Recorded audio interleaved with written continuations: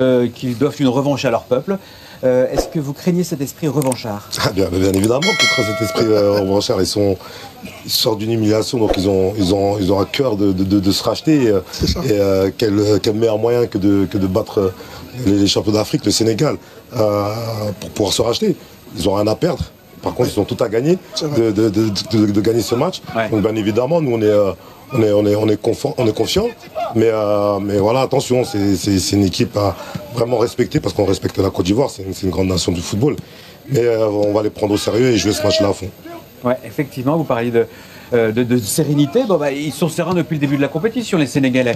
On va les prendre des nouvelles de ces Lions, justement, toujours avec Leroy Kabaya depuis Yamoussoukro. Leroy, on a laissé des Sénégalais complètement euphoriques après leur victoire face à la Guinée. Comment se portent-ils depuis ce dernier match?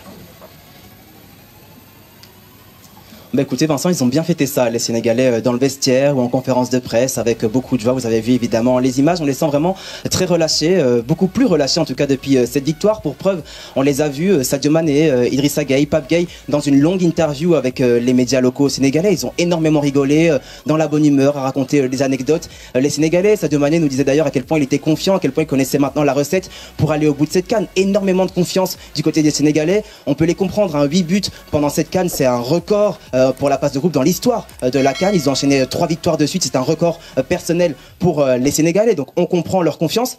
Mais attention, tout de même, du côté du Sénégal, il y a une alerte. Elle concerne Pape Gueye. Alors, voilà, on l'avait laissé sur sa blessure face à la Guinée. On nous avait d'abord dit que c'était une petite gêne, une petite douleur derrière le mollet pour Pape Gueye, qu'il avait besoin de 2-3 jours pour récupérer. Mais depuis, il ne s'est toujours pas entraîné avec le groupe. Pape Gueye, on nous dit que ça va mieux, mais pas assez en tout cas pour retrouver le groupe. Il devrait retrouver l'entraînement collectif demain, Pape Gueye. Mais ce qu'on me soufflait tout à l'heure, c'est qu'il y avait 90% de chances qu'il ne joue pas le match lundi. Et ce serait une grosse perte pour le Sénégal. On vous tiendra au courant évidemment demain après l'entraînement si on a plus de détails.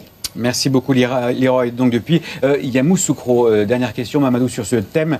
L'idée c'est de garder l'équipe telle qu'elle a progressé dans la phase de groupe ou est-ce qu'il faut s'adapter à l'adversaire? Non, on va rester sur... je pense que le Sénégal souvent ne s'adapte pas à l'adversaire. Ils se concentrent sur eux-mêmes. Ils ont un système qui a très bien marché jusqu'à présent où il y a des joueurs qui se sont révélés.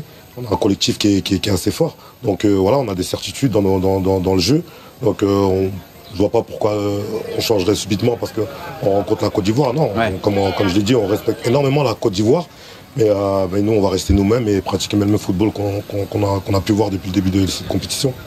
Salfo, je vous sens incroyablement confiant pour ce 8e de finale, c'est fou. Ben oui, parce qu'on est dans une position des outsiders face au Sénégal. Donc, de miraculés presque. Hein. Voilà, nous sommes des miraculés et puis je crois que les joueurs aujourd'hui ont moins de pression. La pression était plus du côté des Bimpe. Pendant les matchs de poule, on attendait trop de cette équipe. Et aujourd'hui, avec ce qui est arrivé, je crois que la Côte d'Ivoire, c'est une chance qu'on a d'arriver en 8e de finale. Elle ne peut que repartir de l'avant. Ils vont donner le meilleur d'eux-mêmes et je peux vous assurer qu'on est fait pour aller en finale.